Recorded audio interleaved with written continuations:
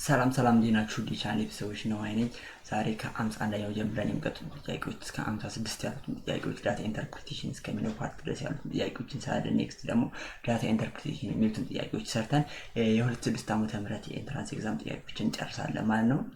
51 ጥያቄ ምንድነው የሚለው a train travel 6 mile per hour for 3 hours and then 45 miles per hour for 2 hours. What is the train average speed in mile per hour during the 5-hour period?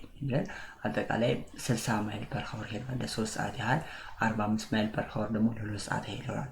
ከዛ what is the train average speed ነው የተጠየቅነው።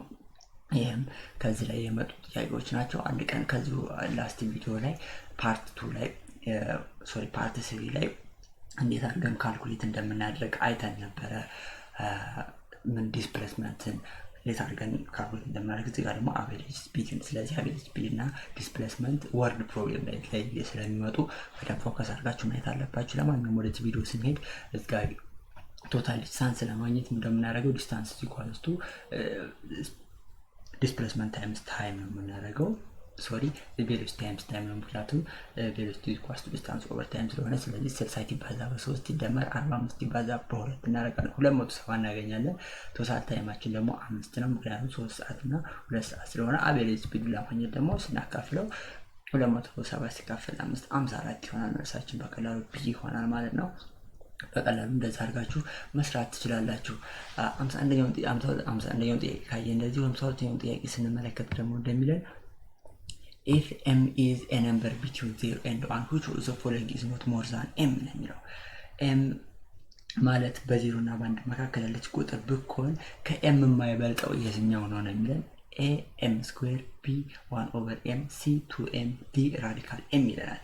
ስለዚህ ከm የማይበልጠው የትኛው እንደዚህ አይነት ጥያቄዎች በሚሰሩ ሰዓት በተለይ አሁን ይሄ ምንም ቁጥር በ0 እና በ1 መካከል ያለ አንድ ቁጥር ተክታችሁ ብትሰሩ ምንም አትሳሳቱም፣ ትክክለኛ የሆነ ነገር ነው። ስለዚህ ዊዝን ካውንተር ኤግዛምፕል ሰጣችሁ ወይም ደግሞ በጀነራል ተርም ወይም ፎርሙላ ወጣችሁ ኢምፕሩቭ ማድረግ ትችላላችሁ። ግን በቀላሉ እዚህ ጋር ጥያቄ ስንመለከት ለምሳሌ if m is 0 በ0 እና በ1 መካከል 0.5 ብትወስዱ ስኩዌር ስታደርጉት 0.25 ታገኛላችሁ። ማለት መጀመሪያ ስኩዌር ሳናደርገው 0.5 ነበር፣ ስናደርገው 2.5 እናገኛለን። ስለዚህ ከm አይበልጥም ያንሳል ማለት ነው። ስለዚህ 1 over m ስናደርገው ደግሞ 1 over 0.5 በምናደርግበት ሰዓት የምናገኘው 2 እናገኛለን። 2m ብናደርግ በ2 ስናበዛው 1 እናገኛለን። ራዲካል m ብናደርገው 0.707 እናገኛለን። ስለዚህ ከm የማይበልጠው ከm የሚያንሰው ምን ስናደርገው ነው ማለት ነው? ስኩዌር ስናደርገው አይደል? መልሳችን ይሄ ነው ማለት ነው በቀላሉ።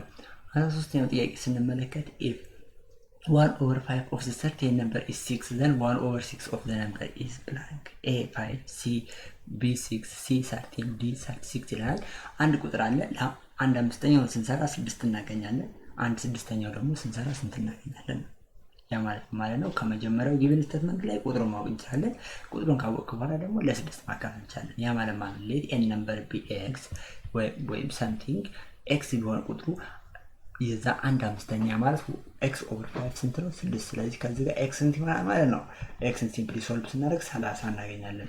30 ካገኘን የዚህ ደግሞ አንድ ስድስተኛ ስንት ይሆናል የሚለን በቀላሉ 5 ነው ማለት ነው። ምክንያቱም 30 ሲካፈል ለ6 5 ስለሆነ መልሳችን a ይሆናል ማለት ነው። በቀላሉ እንደዚህ አድርጋችሁ ሶልቭ ማድረግ ትችላላችሁ። በጣም ሲምፕል የሆኑ ጥያቄዎች ናቸው እነዚህ። 54ኛው ጥያቄ ስንመለከት in which of the following is the first number or expression is equal to the second number or expression? ኤክስፕሬሽን ማለት ምን ማለት ነው? በሎጂካል ኮኔክቲቭ ሊሆን ይችላል፣ በማቴማቲካል ኦፕሬሽን ሊሆን ይችላል። በፈለጋችሁ ነገር ልታገናኙ ትችላላችሁ። ግን በኩል የሆነ ምልክት ያልተቀመጡ ናቸው። እዚህ ጋር ሁለት ኤክስፕሬሽን ተሰጥተናል እያንዳንዱ ምርጫ ላይ። የመጀመሪያው ኤክስፕሬሽን ከሁለተኛው ኤክስፕሬሽን እኩል የሚሆነው በማንኛው ምርጫ ጊዜ ነው። ስለዚህ ሁለቱን ኤክስፕሬሽኖች ሲምፕሊፋይ ታደርጉና ከዛ እኩል የሆኑትን ዲሳይድ ማድረግ ነው። ኤ ላይ ለምሳሌ 1 over 3 1 over 4 1 over 3 minus 1 over 4 ተሰጥቷል። ኦቨር ነው እዚህ ጋር እና 7 ተሰጥቷችኋል። ይሄን አቃላችሁ ከ7 ጋር እኩል ከሆነ ሁለቱ እኩል ናቸው ትላላችሁ። ከዚህ ጋር ከሰሚኮለን በፊትና በኋላ ያሉት ናቸው። ለኤ ስንሰራ የመጀመሪያውን ይሄኛውን ስናቃለው ስንት እናገኛለን? 7። ሁለተኛው ጋር 7 ሰጥቶናል። 7 እኩል ይሆናል 7 ነው።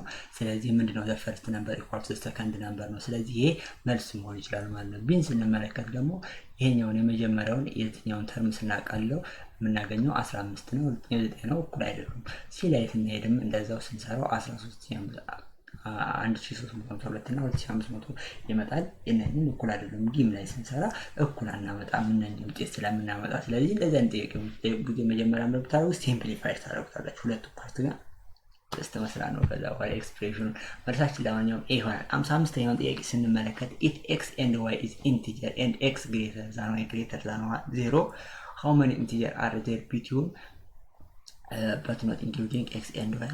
ኤክስ እና ዋይ ቁጥር ቢሆኑ ኢንቲጀር ቢሆኑ በኢንቲጀሮች መካከል ለምሳሌ 1 እና 10 ቢሆኑ ኤክስ እና ዋይ በሁለቱም መካከል ሁለቱም ከዜሮ የበለጡ ናቸው ስለተባለ 1 እና 10 ቢሆኑ በ1 እና በ10 መካከል ስንት ኢንቲጀር ቁጥር አለ ነው የተባለው።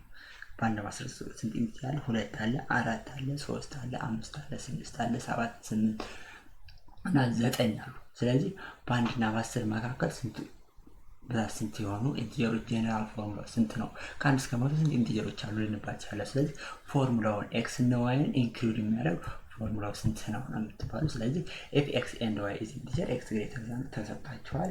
በ1 እና በ9 መካከል ለምሳሌ በ1 እና በ8 መካከል ወይም ከ2 እስከ 7 ያሉትን ብትቆጥሩ ነምበር ኢንቲጀር ቢትዊን 1 ኤንድ 8 ኖት ኢንክሉዲንግ ስንት ናቸው? እነዚህ በቀይ የምታዩቸው 6 ናቸው። ስለዚህ 6ን እንዴት ነው የምናገኘው? 8 ሲቀነሳል ጀነራል ፎርሙላችን ኤክስ ማይነስ ዋይ ማይነስ 1 እና ሲ ላይ ያሉትን እንደዚህ በካውንተር ኤግዛምፕል ሰጣችሁ ቼክ ማድረግ ትችላላችሁ። ስለዚህ ይሄም ቴክስ ስለምትችል ነገር ማወቅ አለባችሁ። 56ኛው ጥያቄ ስንመለከት ከዚህ ቀጥሎ ያሉ ጥያቄዎች የዳታ ኢንተርፕሬቴሽን ጥያቄዎች ናቸው። እንዴት አድርገን ዳታ ኢንተርፕሬት እንደምናደርግ ይሄ የመጨረሻው ጥያቄ ነውና the closest value of the product of 480 and 5000 የሚለው closest value እንደዚህ አይነት ጥያቄዎች የሚጠየቁት ኤግዛክትሊ ለማወቅ ካልኩሌተር አይኖራቸው ምናምን ብለው ስለሚያስቡ ነው። ስለዚህ closest value መስራት it's so simple። so ያንተን ሰራ ካልኩሌተራችሁን ተጠቅማችሁ 24000 ይመጣል። አፕሮክሲሜትሊ 200,000 ማለት ነው። መልሱ ሲ ይሆናል። ጠቅለል ስናደርገው በዛ ዓመተ ምህረት ላይ ከኳንቲቴቲቭ ሪዞኒንግ ላይ የመጡ ጥያቄ ከዳታ ኢንተርፕሬቴሽን ጥያቄዎች ውጪ የመጡ ጥያቄዎች ምንድናቸው? በጣም ሲምፕል ሆነው ወርድ ፕሮብሌም አለ እንደምታዩት እና ወርድ ፕሮብሌም ነምበር ሲስተም ላይ የሚመጡ ጥያቄዎች አሉ። ነምበር ሲስተም ማለት ፕራይም ነምበር ምናምን የምንላቸው ኢንቲጀር ነምበር፣ ራሽናል ነምበር፣ ኮምፕሌክስ ነምበር ምናምን እነኚህ ከነምበር ሲስተም ላይ ጥያቄ ይወጣል። እነኛ ነገሮች በደንብ ማወቅ እንዳለባችሁ ከሴኮንድ ኤንድ ሲሪስ ላይ አንድ ጥያቄ መጥቷል። ብቻ አጠቃላይ ጥያቄዎች እንደምታዩቸው ይሄን ይመስሉ ነበረ። እስካሁን ባሉት ውስጥ ያልገባችሁ ነገር ካለ ኮሜንት ላይ መጻፍ ትችላላችሁ። ቀጣይ በ2005 ዓመተ ምህረት የመጡትን የዳታ ኢንተርፕሬቴሽን ጥያቄዎችን ነው የምንሰራው። ዳታ ኢንተርፕሬቴሽን ጥያቄዎች ማለት የሆነ ዳታ ይሰጠናል። ያን ዳታ እንዴት አድርገን ነው ኢንተርፕሬት ማድረግ የምንችለው ነው። ዳታው ደግሞ አብዛኛውን ጊዜ ታቡላር ዳታ ማለት ኢን ፎርም ኦፍ ቴብል ይሰጥና እንጠይቃለን። ግን አንዳንድ ጊዜ ፓይ ቻርትም ይመጣል። 2007 ዓመተ ምህረት ላይ ለምሳሌ ፓይ ቻርት ማለት የተጠየቀ ጥያቄዎች አሉ ከፐርሰንቴጅ ጋር ምናምን አገናኝተው ያን ቪዲዮ ማግኘት ይቻላችሁ። ግን አብዛኛው ጊዜ የምትጠየቁት ታቡላር ዳታ ነው።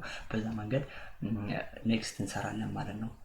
የቀሩትን ጥያቄዎች ያው ይሄ ቪዲዮ ከተመቻችሁ ለጓደኞቻችሁ ሼር አድርጓቸው። እናንተም ደግሞ ይሄን ቪዲዮ ጀምሩት። ላይክ ካላደረጋችሁ ቪዲዮ ከተመቻችሁ ላይክ እንዲሁም ሀሳብ አስተያየት ካላችሁ ኮሜንት ላይ ጻፉልኝ።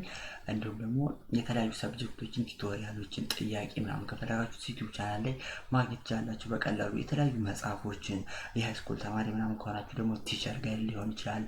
የተለያዩ ፕራይቬት ስኩል ፓወርፖይንት መምህራኖች የሚጠቀሙባቸውን ፓወርፖይንት ፐርሰናሊ የሚጠቀሙባቸውን የተለያዩ ኖቶች ማግኘት የምትፈልጉ ከሆነ ደግሞ ከቻላችሁ አንድ ዌብሳይት አለ። በቀላሉ እዛ ላይ ገብታችሁ አክሰስ ማድረግ ትችላላችሁ። ዌብሳይቱ ሊንክ ቦክስ ላይ ዲስክሪፕሽን ቦክስ ላይ ሊንኩን አስቀምጥላችኋለሁ። እዛ ላይ ገብታችሁ ታገኙታላችሁ ማለት ነው።